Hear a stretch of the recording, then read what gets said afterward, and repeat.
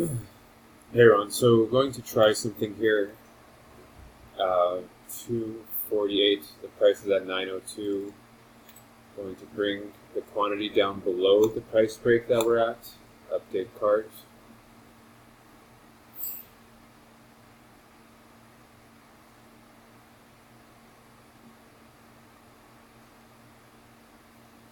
Dun, dun, dun. 812.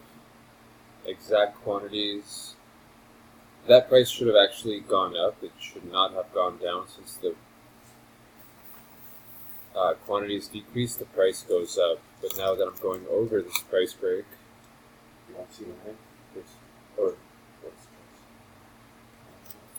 so updating the cart brought it to 812.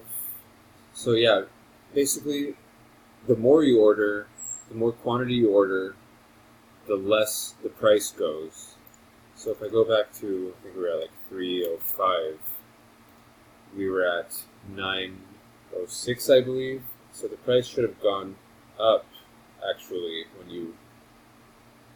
the price should have gone up when you decreased the units, and the price should go down when you increase the units.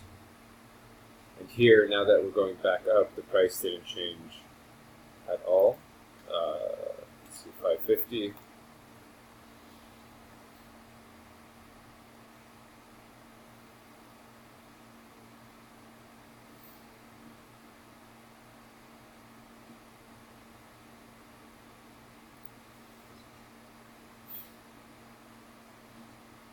Yeah, so the price isn't changing. So if someone comes and says they want 55, they're basically going to be tricking the system.